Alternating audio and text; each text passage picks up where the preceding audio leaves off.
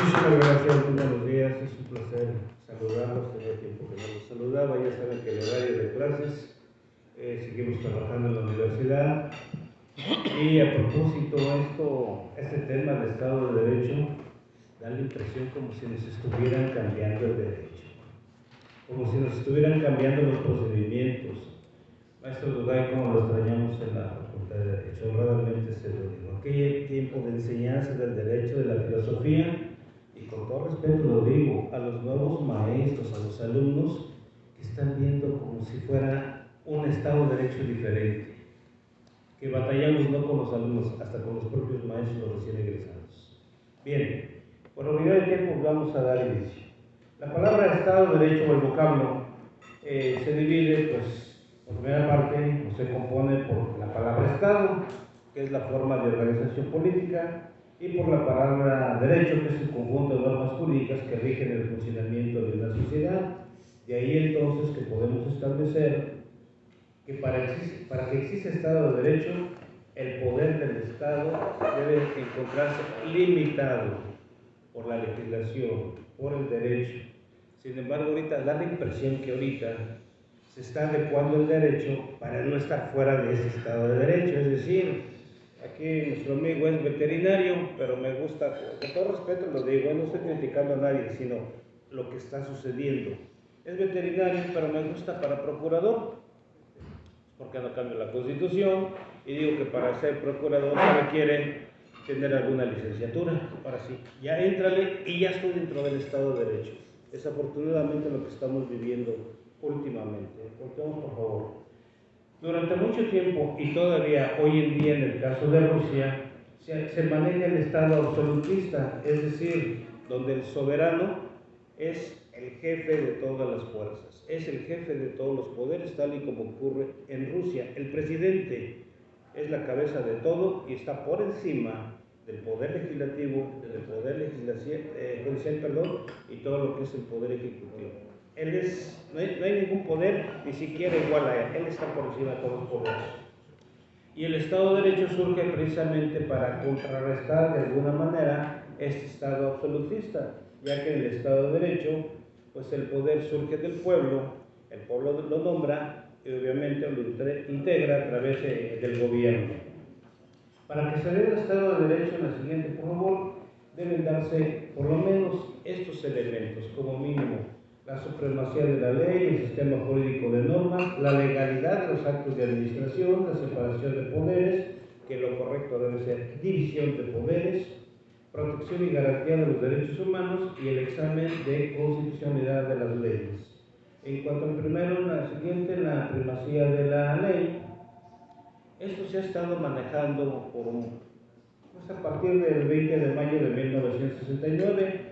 Anteriormente, la Suprema Corte de Justicia de la Nación señalaba que estaba la Constitución por encima de todo, en el mismo nivel a los tratados y las leyes federales, luego las leyes estatales, los reglamentos municipales, en manera de auxilio en la jurisprudencia y la doctrina. Sin embargo, a partir de la firma de los tratados, hoy en día se señala que la Constitución sigue siendo la supremacía y los tratados y las leyes federales ya se encuentran, ya no en el mismo nivel, sino que los tratados están por encima de las leyes federales. Sin embargo, en la siguiente, como señalaba, a raíz de la firma de esta Convención de Viena de 1969, donde México es parte de ella, tenemos algunos ejemplos en la siguiente, por señalar algunos. La parte azul cerrada en el artículo 26, que dice que todo tratado en vigor obliga a las partes y debe ser cumplido por ellos de buena fe. Aquí nos van a hacer valer la mala fe en la famosa ley energética. A sabiendas de que estamos contraviniendo un tratado, siguen insistiendo en la legislación. Si eso fuera poco, el artículo 27 de esta misma convención se refiere al derecho interno y la observancia de los tratados y señala que un Estado no puede dejar de cumplir con un tratado argumentando que viola su derecho interno. Ok, el tratado viola tu derecho interno a lo que quieres legislar en materia eléctrica o energética, ese es tu problema. Tú lo tienes que resolver sin afectar al tratado. Si lo afectas, me vas a tener que indemnizar, y si no, pues yo te sanciono. El año pasado tuvimos ya una sanción de $50 millones, precisamente por violentar el TME el año pasado. Obviamente, como estos se fueron al arbitraje, esto pasa un tanto desapercibido, porque se someten a la confidencialidad. Pero ya tuvimos la primera sanción el año pasado. En la siguiente tenemos pues, el caso de la legalidad de los actos administrativos. Como cosa curiosa, al que se le observa esa legalidad, a los que sancionan, a los que les aplican un juicio político por sus actos, independientemente de la comisión de un delito, ya es otra cosa, es a la administración pública, los funcionarios de la administración pública. Pero como cosa rara, es muy raro que por sus actos lleven a juicio a un legislador, que de hecho él se protege con la ley cuando dice no podrá ser sancionado por sus actos dentro del Poder Legislativo, y de ahí precisamente es como llegamos a este punto. Y al Poder Judicial también difícilmente, como lo hemos visto ahorita recientemente con los casos que estamos viendo de la persona que Cuevas, ¿no? Que todo salió y no se ha hablado de sanciones a nadie todavía, esperemos que se hable. Y podemos ver aquí esos ejemplos, sobre todo esos actos administrativos, en el caso del Poder Legislativo, donde afectaron a una gran cantidad de ciudadanos y simplemente a los diputados no se les dijo absolutamente nada. En la siguiente vemos este ejemplo. Por allá en el año 2005, a nivel nacional se señaló que Baja California tenía el primer lugar nacional en embarazos no deseados en adolescentes. De inmediato en la siguiente podemos ver que el Poder Legislativo de Baja California dijo no se preocupe, nosotros lo resolvemos. Se resuelve, pero de la siguiente manera. Vemos en la siguiente diapositiva que en el Código Penal agregaron lo que llamaron la ley de abstinencia, que también algunos le llamaron la ley Elvira, también se le llamó, y dejaron este tipo penal. Ella preguntó a algunos colegios, ¿puedo prohibirle a las niñas que tengan relaciones sexuales? Porque estamos hablando de 14, 16 a 18 años, y dijeron no, porque son libres de hacer por su cuerpo lo que quieran. Esa fue la respuesta que ella argumenta que recibió. Dicen, pero ¿puedo prohibirle que un mayor de edad tenga relaciones sexuales con una menor? Eso sí lo podemos prohibir, y por eso quedó este tipo. Comete el delito equiparado a la violación el mayor de edad que tenga cópula carnal con una mujer menor de 18 años, aun cuando ésta haya otorgado el consentimiento. Vean la gravedad del asunto. Y pongo este ejemplo, a manera de ejemplo. Si seguimos ese tipo penal, les digo, mi hijo tiene 18 años, un mes, cumple con uno de los elementos, mayor de edad. Su novia tiene 17 años, 11 meses, la diferencia de edad entre ellos es mínima, sin embargo se cumple con el otro elemento. Y si ellos tienen relaciones sexuales, hablo de la falla que hubo, eso se quitó, tardó como 3 meses en que lo retiraran, y modificaran el Código Penal. Al mes ya lo habían retirado, pero para que se aprobara y todo eso fueron como 3 meses. Entonces, si se cumplen los elementos, más el tercero de que tienen relaciones sexuales, con que una persona, una amiga de la novia de mi hijo, se presentara al Ministerio Público y dijera, eres mayor de edad, ella menor de edad, 17 años, 11 meses, tienen relaciones sexuales, y automáticamente, como lo escribí aquí, y así quedó en el mexicano, así apareció, a mi hijo lo hubieran declarado violador por Ministerio de Ley. Nuestro buen amigo Polo de la Rosa, que lo conoce bien, él dijo que hubo 48 consignados a raíz de esto. Padres que no querían al yerno, al novio de la hija, y la hija había confesado que tenía relaciones sexuales, por violador por Ministerio de Ley. También se dio este otro caso. Bueno, ahí cuántos fueron dañados, y el Poder Legislativo no pasó absolutamente nada. Ahí quedó en el olvido. Igual se incrementa el robo de vehículos en Tijuana en un 300%. Recordarán que aquel entonces había muchos tianguis de carros, así que el Poder Legislativo dijo no se preocupen, yo resuelvo esto, y nuevamente el tipo penal comete el delito de robo equiparado al que adquiera vehículo de motor o partes del mismo sin que se cerciore de su legítima procedencia. Otra vez el tipo, nosotros podemos ir a un yonque, compramos partes de un carro y le vamos a preguntar, oye, ¿tu carro es robado? ¿O ese carro es robado? ¿Qué nos va a decir? Pues obviamente que no, nos da una facturita, un recibo, y es un local legalmente establecidos. Nosotros no vamos a ver realmente la procedencia como tal.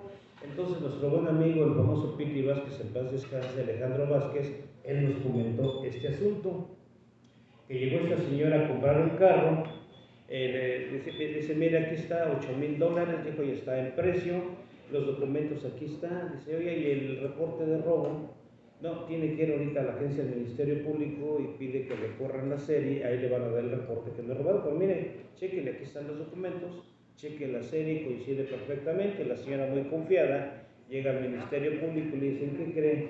Que este carro tiene reporte de robo, pero aquí están los documentos, se lo robaron con todo y documentos, así que pásele. Llega nuestro buen amigo Alejandro Vázquez, en paz descanse, dijo, ahorita que la declare, usted, cuando le pregunte, ¿sabía que el carro era robado? Usted va a decir que sí sabía que era robado, porque si no se cerciora de su legítima procedencia, cumple con el tipo penal. Pero si dice, sí se me cerciore, ya no cumple con el tipo penal y por 7,000 pesos sale libre bajo fianza. Dice, es que ¿cómo voy a decir eso? ¿Quiere irse o quiere quedarse? Esa es la platicó casi textualmente el buen Piti Vázquez. No, pues me quiero ir. Entonces diga que sí sabía que era robado.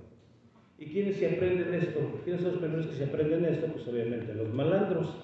¿Y qué pasó aquí? Nuevamente modificaciones al Código Penal, pero el Poder Legislativo no pasó nada. Nos vamos a brincar varias por obviedad de tiempo. Ahí está lo del reporte de robo. Este también nos lo brincamos también, no tiene caso para irnos más rápidamente. Aquí nomás muy rápidamente. Hoy en día, todavía hoy en día, el Código Familiar de San Luis Potosí desconoce, dice que no existe la maternidad sustituta, refiriéndose al contrato de gestación, es decir, a la renta de útero. Pero dice ahí que no produce efecto legal alguno. Esto es, si mi esposa dice, mira, pues todavía estoy ovulando, pero es para mí un riesgo tener un bebé, y tú todavía estás en edad productiva, ¿qué te parece si fecundamos mis óvulos y pedimos por ahí a alguien, una muchachita, unos $10,000 y que nos rente su útero? Ese contrato, haya o no haya, lo desconoce el Código de San Luis Potosí. Así que entonces, pero vean lo que agregaron en el siguiente, ahí mismo, miren, en el siguiente párrafo, no, ahí mismo, en el siguiente párrafo lo que agregaron, que si un embrión fue implantado a una mujer distinta a la cónyuge o mi concubina, o sea, a la que se le implantó, a ella se le reconoce la maternidad. Es decir, la mamá es la que rentó el útero y yo soy el papá, o sea que el hijo es de nosotros, legalmente. Y ahora resulta entonces que dice, bueno, ¿y qué voy a hacer? El hijo es nuestro, tienes que darlo en adopción. De ahí surge la palabra la adopción forzosa o la adopción obligatoria.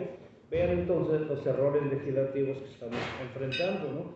Y así como esos tenemos mucho más, y sobre todo en este momento que nos pasó aquí en la Facultad de Derecho, llegó un alumno de Ciencias Químicas y dice, maestro, ¿me puede ver? Mi físico es de mujer.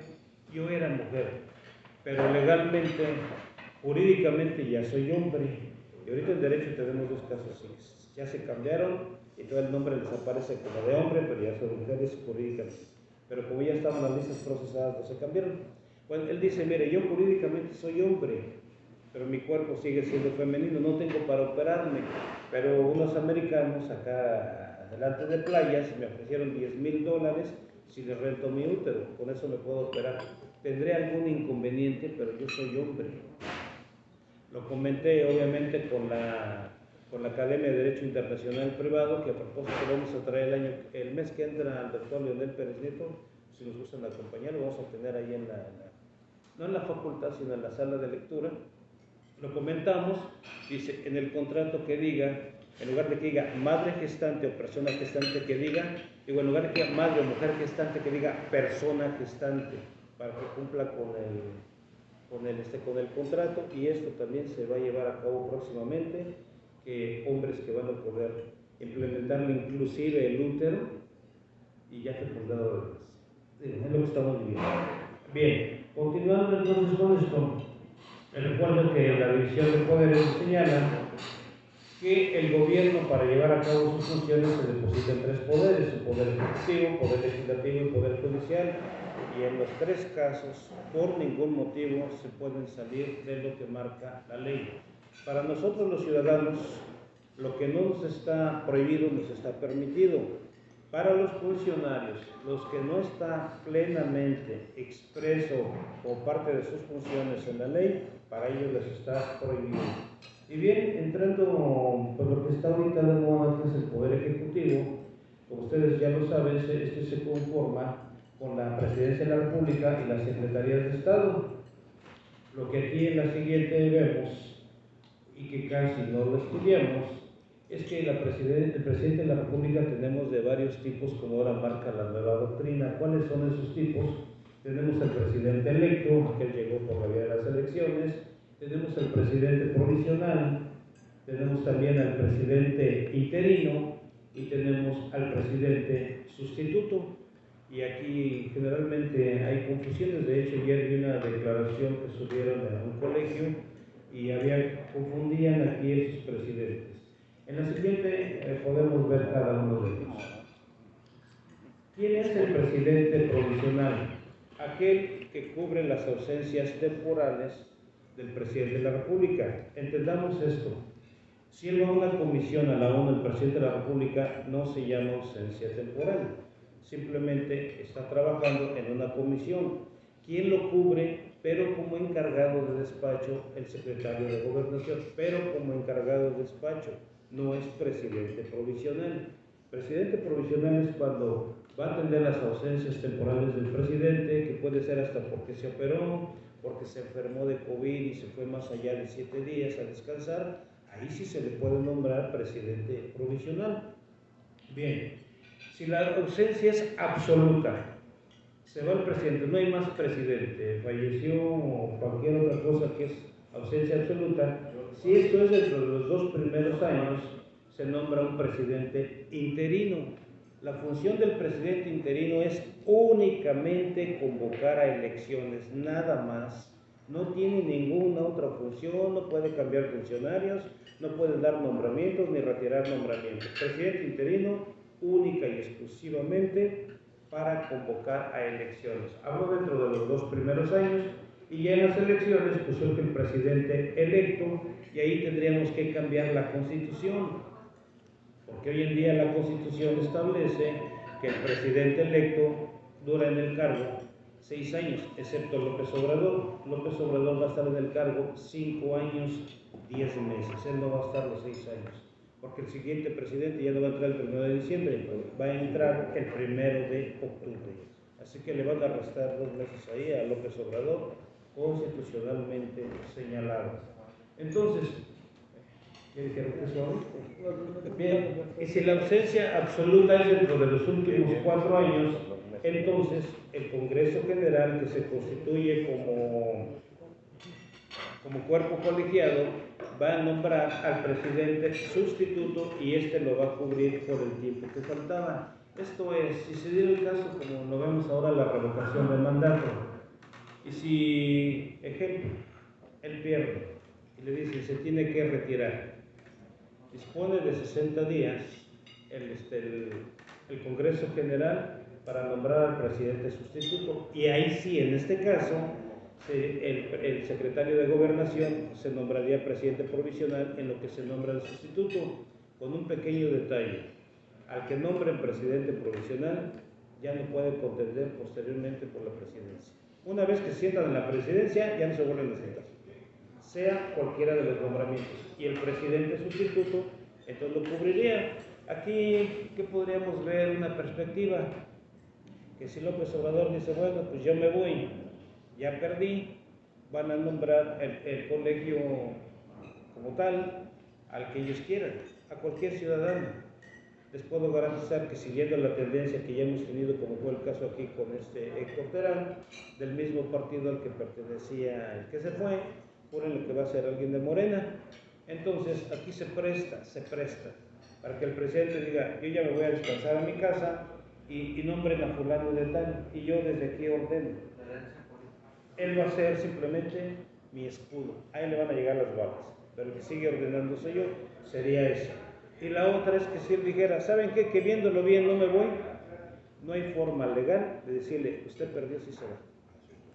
Porque es una encuesta y porque la Constitución dice que el presidente debe permanecer en su cargo tanto tiempo, y esa encuesta no puede modificar, porque ya está en la Constitución, y sobre todo, aunque modificaran la Constitución, ya no entraría en vigor, porque el día que fuimos a votar fue por un presidente, por un término, en este caso especial, de 5 años, 10 meses, eso no lo podemos cambiar, de ninguna manera. Así que si él dice, ¿saben qué? Viéndolo bien, hago falta y me quedo, no hay forma legal de decirle, señor, váyase. Legalmente no lo podemos hacer. ¿Okay? Ahora bien, aquí ya está que el presidente provisional debe, dice que debe permanecer en el cargo 6 años, con excepción ahora que va a entrar el 1 de octubre, el que, no, en la estaba la otra, está bien. Adelante, Miguel. Es que son parecidos este y la otra, ahí está bien.